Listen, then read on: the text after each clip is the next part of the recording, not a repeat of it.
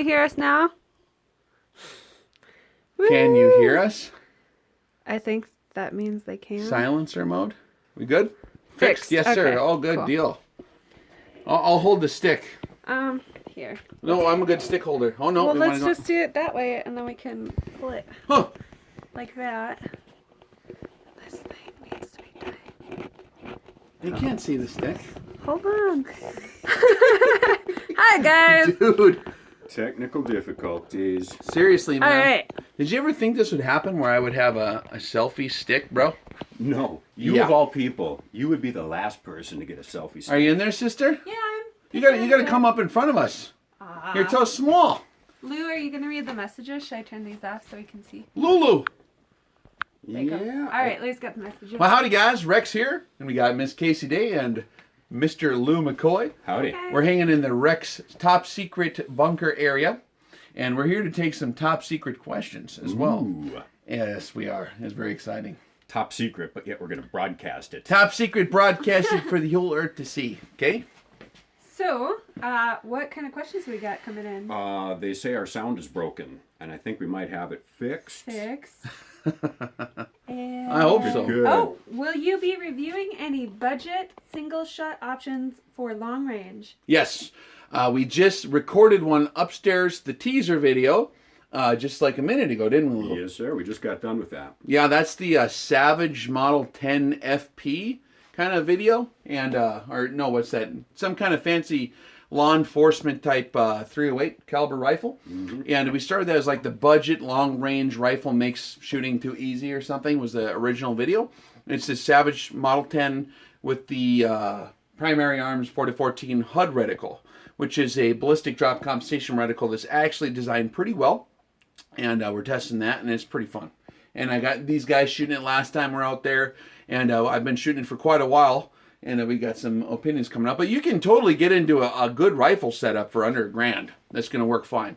You know, I'm kind of a aficionado when it comes to equipment selection. I really like that high quality stuff, but in all honesty, you don't have to have that level of equipment to make it work.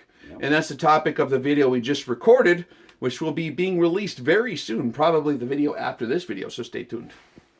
And really, it boils down to being able to operate your equipment. Yeah, there's like and we talk about this at the seminar, the RX series seminar, but it's not just equipment selection that gets you in the ballpark. It is, oh, sorry, Casey. You're fine. She's paging through the questions, keeping track of everything.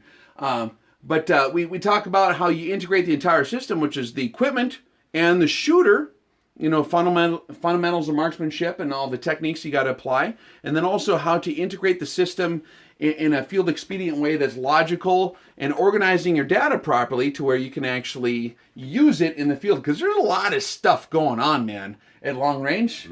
And we talk about all that stuff at the seminar in detail. A lot of it's what we talk about in really good detail at Sniper 101.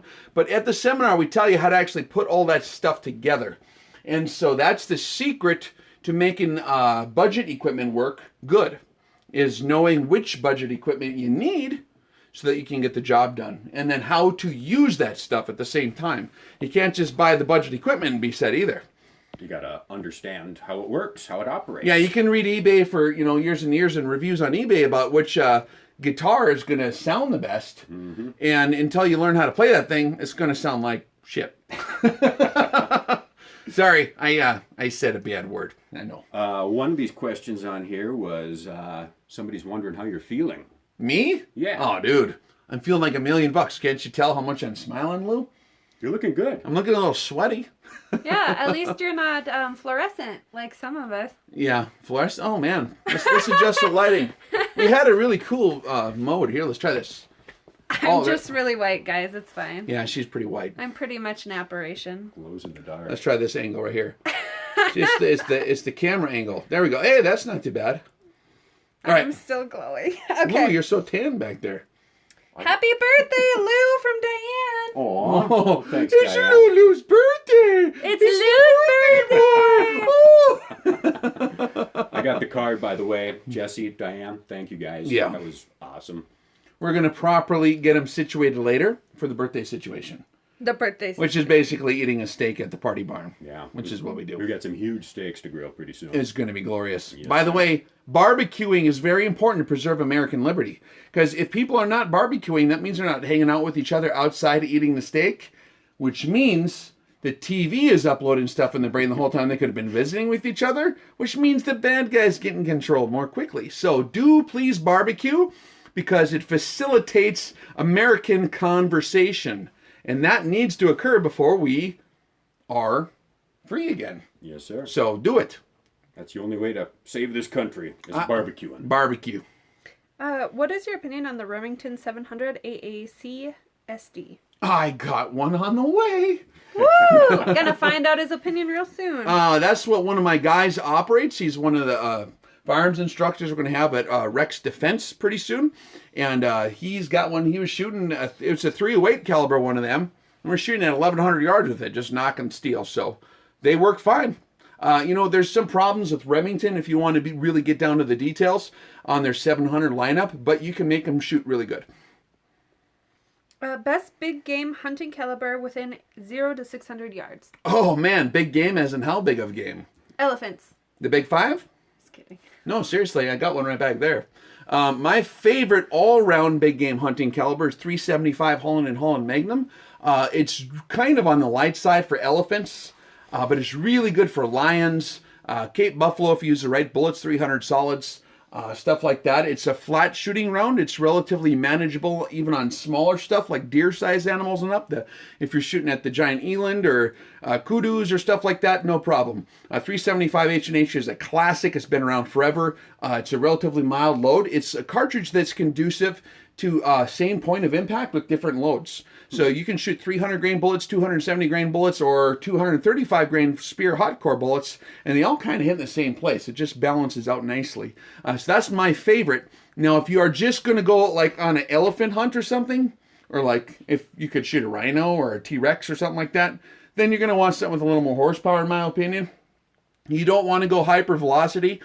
For big game safari rifles, I would strongly recommend a cartridge with a huge, heavy, monolithic solid bullet that's not going much over 2,400 feet a second.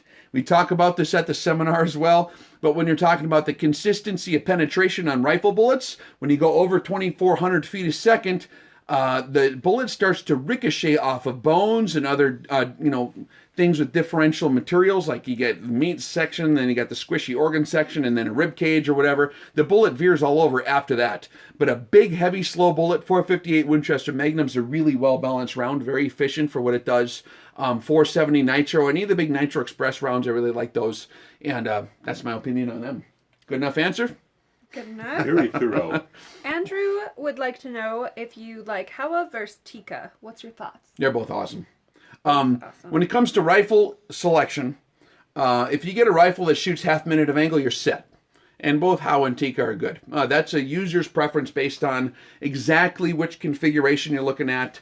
And that's what I would strongly recommend doing, is suiting the rifle configuration to your needs, specifically the cartridge and also ergonomics.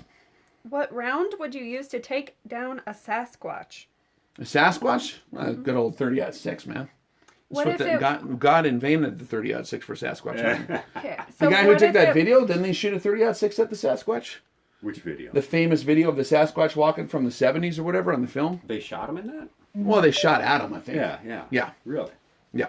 So what if it was like a Yeti or something in a colder climate? Oh, I think that'd still be about right. Yep. Yeah. Although it is harder to spot your trace in a fully snowed environment. But a 30 caliber, you're going to be able to see your trace okay. So when you're shooting at Yetis in the Himalayas at high altitude, you got a thin atmosphere. The bullet trace ain't near as good. Plus all the snow makes it hard to see. And Yetis are a tough target, all that long fur. So trying to engage the Yetis is really problematic. You got to have, a 30 caliber and up, just so you can spot where your bullet went, so you can verify hit. That'd be a fun video to do, man. Shooting Yetis in the Because Himalayas. last time we went after Santa Claus. Remember that one? Well, we could actually go there for real and shoot a Yeti. Yeah. The abominable Might as snowman. well. Let's go get Yeah. all the Yetis. I'd sell it to the government of either China or wherever we're at. I don't care. How about... Do you have a favorite 6.5 Creedmoor bullet? I like the burgers, the 143s. Is that what they are? You'll have to forgive me, guys. I'm not in the current loop on the 6.5s. I run 6s mostly, and the next step up for me is 7mm. But I think they're the 143 grain burgers. They fly really nice. The ones that are loaded in the Federal gold medal, I like those. Those are really good shooters. Standard deviation ain't quite as good as you need, but they fly really good. Mudtoa Outdoors would like to know, what is the max distance we will shoot at class, deciding if I want to remove my 0 rail and replace with a 20 MOA. You're going to want a 20-minute of angle rail. That'll be your answer. The RX series classes are going to be shooting at least 1,000 yards. That's going to verify that everything is corrected on your ballistic tables. We're going to do on-site ballistic correction for your optic. Even if your optic is off, which pretty much everyone's scope's going to be off a little bit, unless you're running some kind of $4,000 German glass. We are going to correct for that in the field. We're going to have an on-site ballistic consultant, Mecca Streisand from YouTube, Mr. Colin Burns. He's going to be there on-site with the proper equipment to verify that you're totally exactly perfect before you leave. So when you do come to the class, come with the exact ammunition you're going to use, the exact scope, the same rail, and don't change anything, okay? Use in the class that you anticipate to actually shoot with. Because once you get these tables set up and you change any one of the components, then it's not good anymore, see? And so we want to make sure it's all properly done. But that's going to be the solid gold for the class there. By the way, if you want to get in on there's a brand new class announced, RX-18 live fire will be St. Patrick's Day weekend. That's going to be in Avenal Gun Range in Central California. St. Patrick's Day weekend, that's March 2018, just went up. It's tickets are going fast. So rexreviews.org has the links to the ticket. Did we put it on there yet? Yep, it's up there. It is, okay. So that's where to get them. It's on Eventbrite. If you want to get in on that, you have to be a seminar graduate.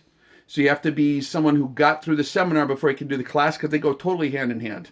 You have to take the pilot school before you climb in the F-14 and start shooting down MiGs, right? You have to learn about what button to push to shoot down the MiG.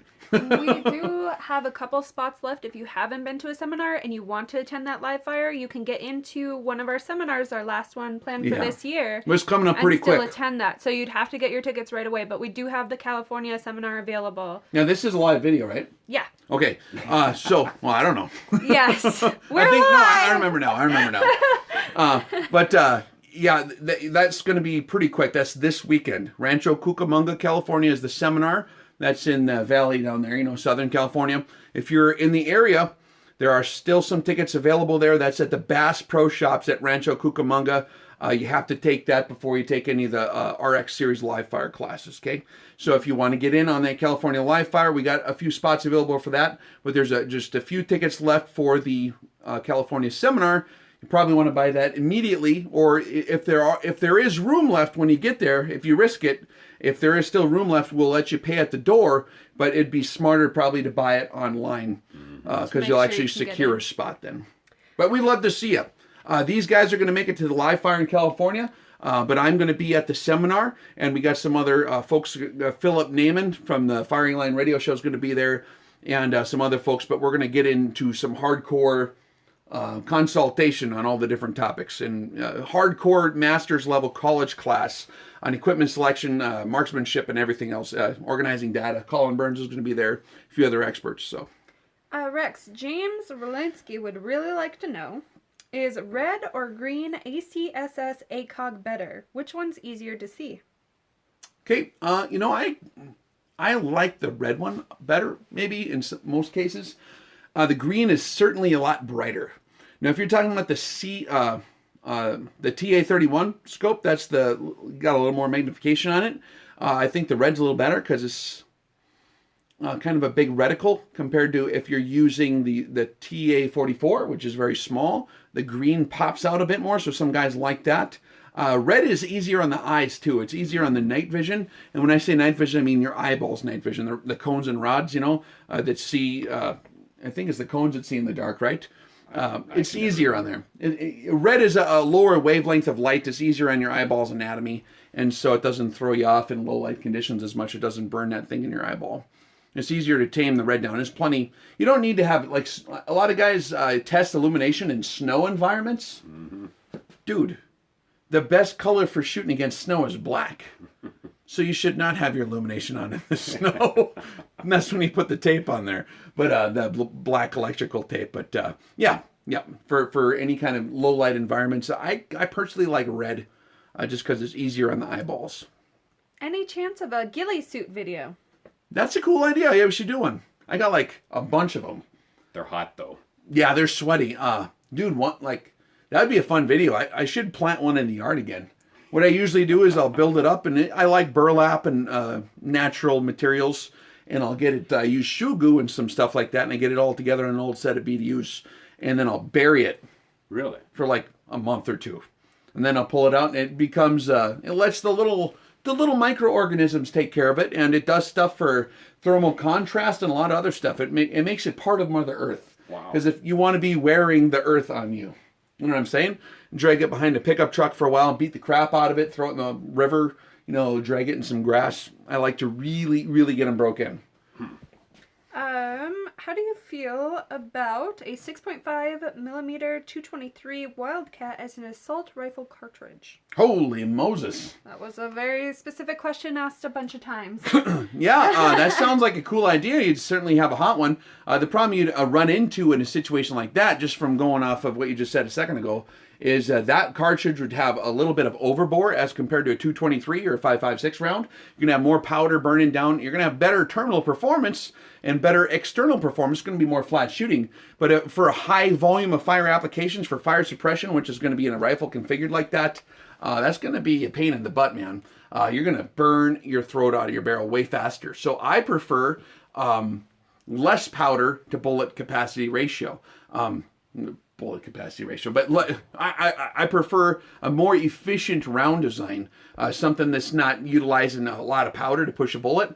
Like a 308 or a 223 is almost a perfectly balanced round for a machine gun or something with a higher firepower count. So that's why they kind of landed on that. And the Army does a lot of testing. They do ballistic research laboratories. They test all this stuff before they land on it too. So their primary objective when they're designing an assault rifle or a combat battle rifle, right, is not necessarily long-range performance. It's about the weapon working properly and not getting burned out and the barrel lasting a little while under fire. So different criteria set. Good question though. Yeah, it is a good question. Shumardi asks... Schmarty? Shumardi. I might be saying that wrong. Hey, this is what them kids do nowadays, Lou. Ever noticed this one? Let's try this for a while. That's fancy. Yeah, we're tilted now. Shumardi would like to know who the guy is with the ball cap. I keep seeing him. This is Mr. Lou McCoy, the one and only Lou McCoy. Lou McCoy from the podcast? The Rex Reviews podcast. Quite the man. Lou McCoy, the birthday boy. Don't rub it in, guys. Oh, poor guy. I don't even want to hear about it. He hates birthdays. It's not my favorite. The podcast is on rexreviews.org. If you haven't checked it out, you should check it out. Incredible discussions on there. We've got 15, 16 Dude, episodes? there's a lot of content. They're each 3 or 4 hours a piece. You've got a long road trip. 50 hours. 50 hours, now. yeah. Yeah. You want to talk about UFOs or politics or current events or education system or what would you do if leprechauns invaded or any kind of that stuff. Or if Rex woke up the next day as a woman. Oh, right. For God's That was sake. the best. They ask the weirdest questions on these segments of the show, but yeah. Yeah, that's their question. I would perform psychological operations is what I do if Rex woke up as just a hot chick all of a sudden. PsyOps time. He assumes that he'll wake up as a hot chick. Well, look at how hot I am right now. Obviously. Thoughts Sorry, on guys. dry practice, Rex? Do you recommend it? Yes. Dry practice is super important. You can do that in your living room. Make sure you don't put live ammo in there. That would be horrible. That's the like worst actually kind the main of dry thing. practice is when it's not dry. Yes. But no, practice getting in and out of a firing position, a prone firing position. Pick out a spot on the wall. If you've got a scope where you can adjust it at very close, or they make apparatuses you can attach to your scopes where you can adjust it at point blank range. Set up some little plastic toy army guys, the little army tanks over in the corner, get on the other side of the house, lay down and scope them guys out and do firing solutions, range them, everything you can do. There's a lot of dry practice you can do, it's pretty fun. Oh, yeah. I know some of the guys would set up like fake little towns and stuff, and they'd have little lights in the buildings, and they would do it for communications practice and stuff. You know what I'm talking about? That's what we do in the wintertime, man. That's what happens in the wintertime. During all those months. Yeah. Rosie says that she wishes she could have more Lou. Aw. Aw. There's enough for me to go around, folks. I promise. Tune into the So podcast. Seriously, you'll get plenty of Lou on the podcast, and it's good Probably stuff. too much, actually. No, it's good. I'm the annoying one on that show. Oh, poof. Redneck would like to know, hello Rex and team, what are your opinion on the Cytron S3 scopes? I need an optic for a 6.5 for under $1,000 US. That's a tough one. I would say come to the seminar for that discussion. That's a long question to answer. There's a lot of stuff going on there. It depends on your exact configuration, what exactly you're trying to get done with the 6.5. And I've run Cytron. I got one back there on an AR. And they work fine, but for certain applications, you're going to need something a little bit different, configured a little differently. Right. That's the short answer. Partesian Ranger would like to know, what is your spirit animal? I think mine is a penguin. Didn't we do this on the podcast? Yeah, we talked about Yeah, that. we did. I think He's a barking tree hawk. No, I'm a Obviously. kangaroo. he's- You're the kangaroo? Yep. Did this That was change? the reincarnation one, I think. Was the barking tree hawk. I don't know. We did reincarnation too. Something. I'm pretty sure I'm a unicorn, so What the heck was Jeez. I? what's that? Were you a Like an owl or something? yeah, you Half were horse, some half sort of owl or something? bird of prey, weren't you? Eagle? I don't maybe? remember. Yeah, I don't something know. awesome, I'm sure. Something. Clearly something cool. Yeah, that's right. Oh, never mind. I'm not gonna read that one. Nitrix thinks. Never mind. What? Nitrix thinks you're cute. Aw. Aw. I got to actually kiss Probably- Lou later probably the or lighting. earlier. Oh yeah, I got to kick some later. When he came back from Earlier. Tennessee. Special Oh, birthday. jeez. When he came back from Tennessee, I gave him a big old European smooch right on the cheek, didn't I, Lou? Yeah. True story. It was all right. He was all right. Do you I own? missed you, though. Aw. It was a long week without So you. much baby. love up in here. So, do you own a Smith & Wesson shield? No, I don't have a shield. Nope. When it comes to auto pistols configured in that general format, I like Glock if I have to carry one. I got a lot of pistols, but I don't have a shield. Nope. I like Smith & Wesson's double action revolvers. I'm looking at 2 of them right now. No, 3 of them right now. Just right there. I got a 686, a Model 13, and one of the little tiny ultra weight deals. Yeah, This they're all one? hot. They're all hot, so I Oh. wouldn't grab it. Yep. Just kidding. You could shoot something. Bergara B14 HMR. Thoughts? A what? Bergara? Oh, the Bergara. Have not reviewed that yet. Would love to. Send him one. Send me one. I'll review it. Then I'll send it back in a million pieces. I do use stuff up. Thoughts on the Ruger American? Yeah, that's one I would like to review too. From what I've seen, they're a good configuration. Any of those rifles are going to shoot pretty good for most sporting applications. Rifles like that, like the Ruger American, are designed for hunting rifle. It's totally going to do that just fine. And in the right hands, you're going to be able to kill deer out to 500-600 yards without any kind of issue with factory ammo, if you know how to drive it properly. Full size or mini SF can on the MK18 or SBR 556? I like to run a full-size SDN6. The guy is asking about what kind of silencer to run on a Mark 18. Silencer or suppressor? It's a silencer. We'll have that discussion again sometime. But the Mark 18 is a very short-barreled rifle. It's like a 10.3-inch barrel, classically. There are a lot of guys run silencers on them. And I like to use SDN6, which is, a medium to full-size can. Fast attach with the ratchets because I don't like it wiggling off. Mm-hmm. Yep. Warsaw says, I don't trust Glock pistols. Yeah, I suppose. I mean, they shoot every time. That's something to be scared about, I guess. There's no external safeties on them, which can be a thing. Yeah. So, what needs to accompany running any kind of pistol, honestly, especially a Glock where there's no safety buttons, is you got to go and find someone who will show you exactly how to run it. Because even the simple act of drawing a pistol from a holster can be very, very damn hazardous if you're not an expert at it. And you can't really train yourself to do it properly. And even, I've been to law enforcement school. Dude, I've been to some of them too. And it's like not going to train you properly at all. You need to go to like a tier 1 like pistol training outfit that's going to get you situated on how to properly draw those deals. But they're very dangerous. I mean, 1911s are nice. When they handed them out to soldiers, 100 years ago, that's one thing they thought is like, these things are going to like kill more guys on their own team or themselves than they want. So they put on a lot of safety features. They got a hammer, they got the switch on the side, they got the grip safety, a lot more inherently safe of a weapon. When you're running a Glock, it's designed to be held in a proper holster, and you have to go through the procedure exactly correctly. If you do it like that, they're a stupidly reliable handgun. They're very good. I don't actually... You want to hear the confession? Uh-oh. I hate Glock. I don't like them. But that's what I carry. Because they always shoot. And they're in a panic situation, you whip it out and you just start pulling the trigger, right? Mm-hmm. Yeah.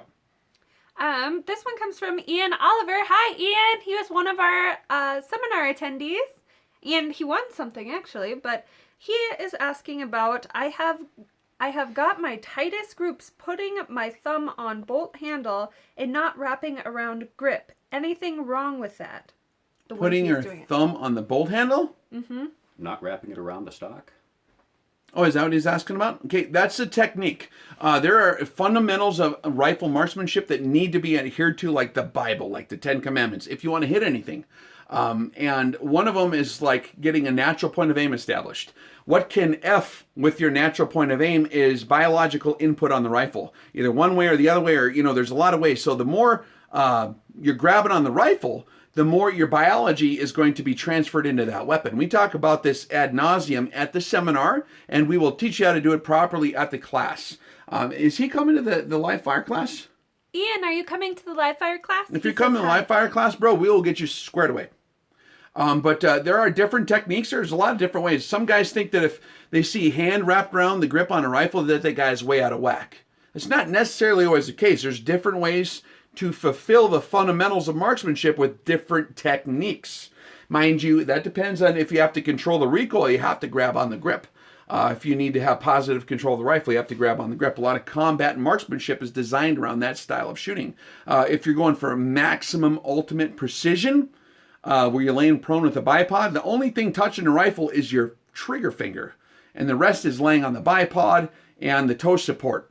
And that's it. And you're not touching anything. All you got to do is sneak up behind the rifle. Yeah, Paul McCoy had coined the term, sneak up on the rifle and just touch the trigger off.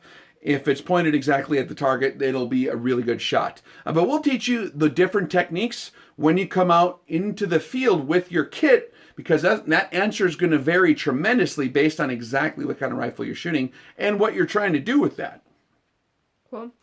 Just so you know, I think he missed this. Ian said for the next one that gets scheduled, the other ones got filled up. We do have a live fire that is scheduled for March. Yes, it's on rexreviews.org. It is RX-17 St. Patrick's Day shoot, where we're going to get very Irish. Right? Very Irish. It's going to be a good time. I'm a little bit Irish, just a small amount, just enough to be ornery once in a while.